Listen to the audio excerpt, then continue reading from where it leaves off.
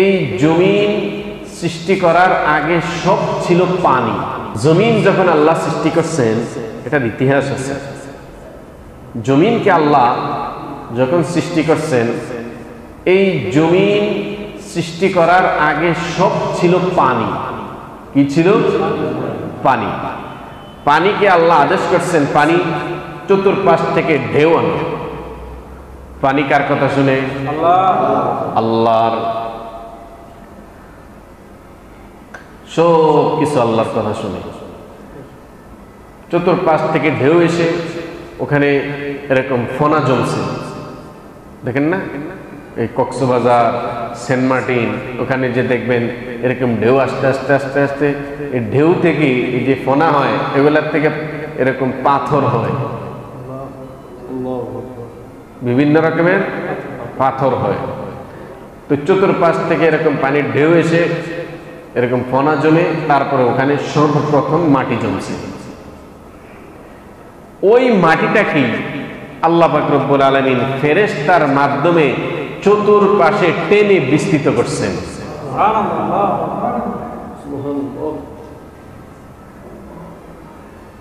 তো সর্বপ্রথম যেখানে মাটিটা জমা হয়েছে ওই জায়গাটা কি? ওই জায়গাটা কোথায়? এটা হলো বাইতুল্লাহর নিচে। ওই সর্বপ্রথম এই জমাট মাটি যেটা, এটা হলো আল্লাহর ঘর বাইতুল্লাহর নিচে। সারা পৃথিবীর মিডল মাঝখান হলো আল্লাহর ঘর বাইতুল্লাহর নিচে।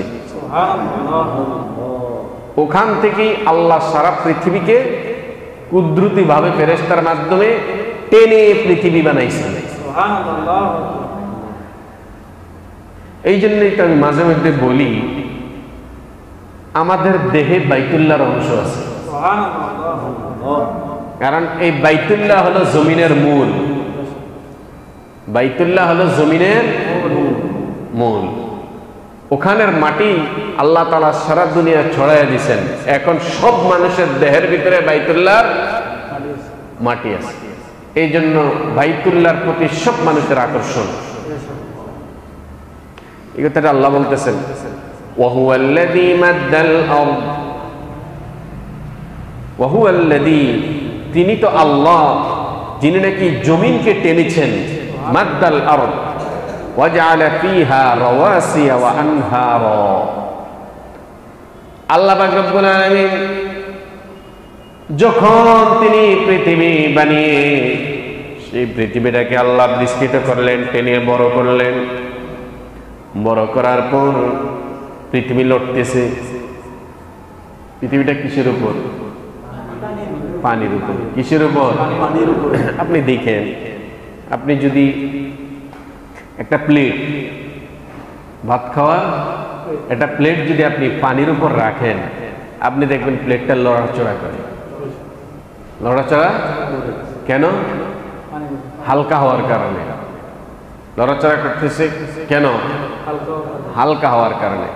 কিন্তু সমুদ্রে যে নোঙ্গর করা জাহাজগুলো, এগুলা যদি আপনি সাধারণ পানির মধ্যে রাইখে দেন, এটা লড়াচড়া করবে? এটাকে নাড়াইতে হলে বিশাল ঢেউ লাগবে। কারণ ওজন যত বেশি হবে তত নড়াচড়া কম হবে, আর পাতলা যত হবে নড়াচড়া তত বেশি হবে। তো আল্লাহ তাআলা যে পৃথিবীটাকে টেনে বিস্তৃত করলেন, সারা ছড়াইয়া দিলেন, তখন পৃথিবীটা নড়াচড়া আরম্ভ করছে। প্লেটের মতো এরকম নড়তেছে। এই কথাটা আল্লাহ বলেন, ওয়াজআলা ফীহা রাওয়াসিয়া ওয়া আনহারা। আল্লাহ তাআলা যখন দেখলেন পৃথিবীটা নড়তেছে, তখন ওয়াজআলা ফীহা রাওয়াসিয়া, আল্লাহ তাআলা এই পৃথিবীর মধ্যে পাহাড় নামক পেরেক মেরে দিয়েছেন। এক একটা পাহাড় কত ওজন! মনে করেন জাহাজের মধ্যে এখন মাল উঠছে, এক এক পাহাড় কত কোটি কোটি টন।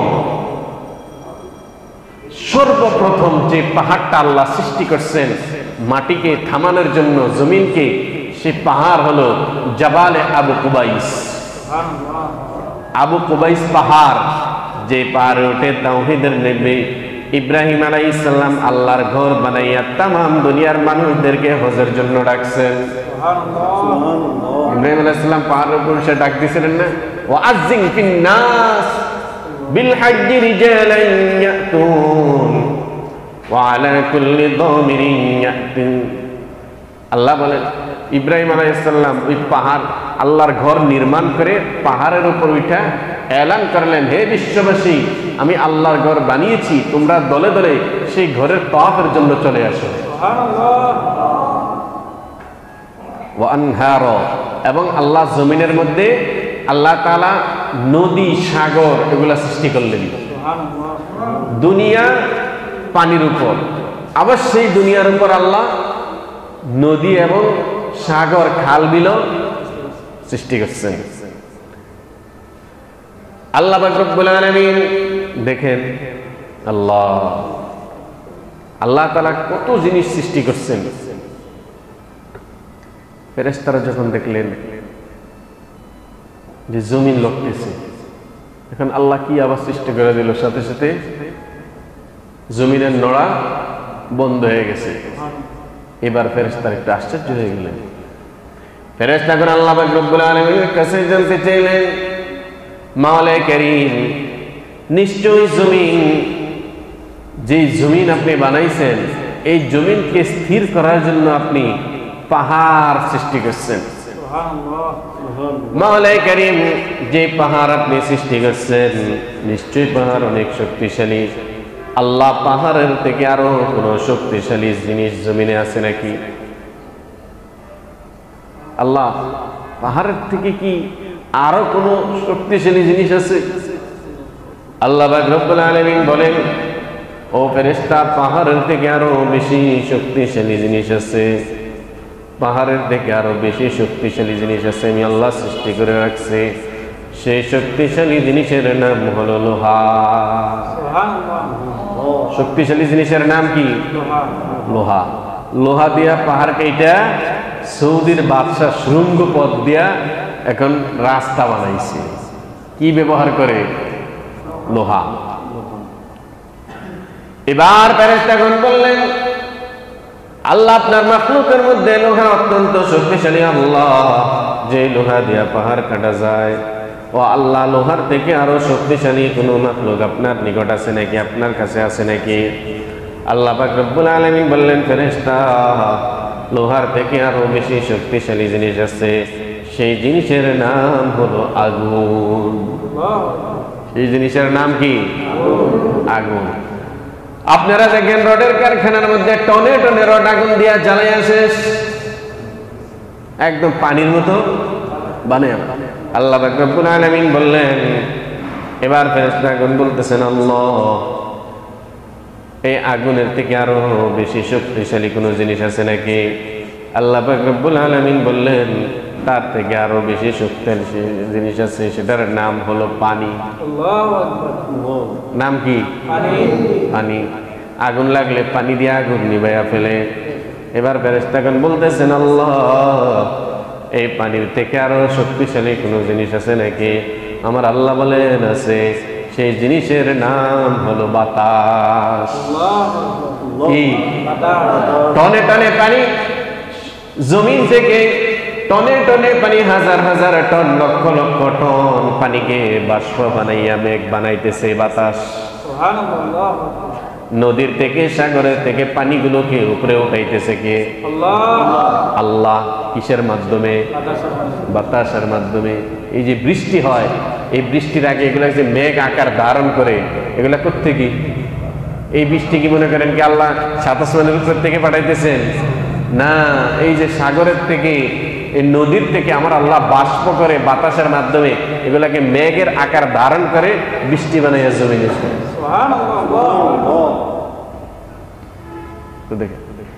এবার ফেরেশতাগণ বললেন, আল্লাহ, বাতাসের থেকে আরো শক্তিশালী কোন জিনিস আছে নাকি? আল্লাহ। আল্লাহ পাক রব্বুল আলামিন বলেন, ও ফেরেশতা, এই পানি বলো, আগুন বলো, বাতাস বলো, সব কিছুর থেকে আরো বেশি শক্তিশালী জিনিস আছে। সেই শক্তিশালী জিনিসের নাম হলো বনি আদম। সেই শক্তিশালী জিনিস আছে। শক্তিশালী মাখলুকের নাম হলো আদম, বনি আদম, মানুষ। এই মানুষ আমি আল্লাহকে এত মহব্বত করে, এত মহব্বত করে, আমি আল্লাহকে এত মহব্বত করে, আমি আল্লাহর প্রেমে এত মগ্ন হয়, তার ডান হাত দান করে বাম হাত জানে না। এত গোপনে গোপনে দান করে, ডান হাত দান করতেছে বাম হাতে জানে না, বাম হাত দান করতেছে ডান হাতে জানে না। আমি আল্লাহর রেজামন্দির জন্য তারা আমল করতেছে। এরকম বান্দা যখন নাকি আল্লাহর ভয়ে চোখের থেকে এক ফোঁটা পানি পারে, এক ফোঁটা পানি চোখের থেকে আল্লাহর ভয়ে বের করতে পারে, আমার আল্লাহ বলেন হাদিসের মধ্যে আছে, এক ফোঁটা পানির চোখের এত দাম, এত শক্তিশালী, এই পানি এক ফোঁটা মাত্র পানি জাহান্নামের আগুনকে বন্ধ করে দিতে পারে। কিরকম শক্তি আল্লাহ বনি আদমের মধ্যে রাখছেন। এক ফোঁটা পানি পৃথিবীর মধ্যে এর থেকে পাওয়ারই কোন পানি আছে দেখেন তো? জাহান্নামের আগুন বন্ধ। ওমিন কুল্লি সামারাত, এবং তিনি সব রকমের এই ফল ফলাদি এগুলা সৃষ্টি করছেন কি? আল্লাহ। এই যে জমিনের মধ্যে এত কিছু সৃষ্টি করছেন, জমিনকে বানানোর পর ওমিন কুল্লি সামারাত ওয়া জাআলা ফিহা যাওজাইনি ইসনাইনি, জোড়ায় জোড়ায় ফল সৃষ্টি করছেন। আগে তো বুঝতো কি বলে, কি ফলের মধ্যে আবার নারী পুরুষ আছে নাকি? এখন বিজ্ঞান গবেষণা করে দেখলো প্রত্যেকটা গাছের মধ্যে নারী পুরুষ আছে। আল্লাহ তো আরো 1400 বছর আগে বলছেন, প্রতিটা ফল আমি জোড়ায় জোড়ায় নারী পুরুষ হিসেবে সৃষ্টি করছি, গাছও করছি, সবকিছু আমি জোড়ায় জোড়ায় সৃষ্টি করি। وجعل فيها زوجين اثنين يغشي الليل النهار, এবং তিনি রাতকে দিনকে রাতের দ্বারা আচ্ছাদিত করেন। দিনের পরে রাত আসে, রাতের পরে দিন আসে। এই যে দেখেন আরেক আয়াতের মধ্যে আসছে, যদি নাকি আজকে কত তারিখ? 21 তারিখ, কালকে 22 তারিখ।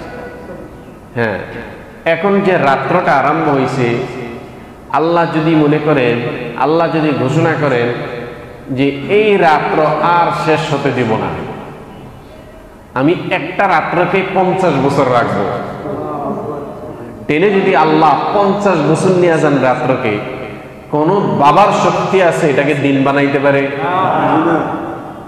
আবার আগামীকালকে দিন আসলে আল্লাহ যদি বলেন এই দিনকে টেনে আমি 500 বছর রাখবো, কোন বাবার শক্তি আছে এটাকে রাত বানাইতে?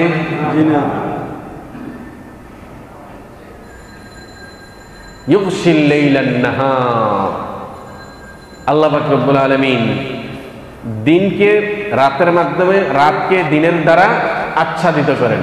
একটার পর একটা তাসবির দানার মতো আসতেছে।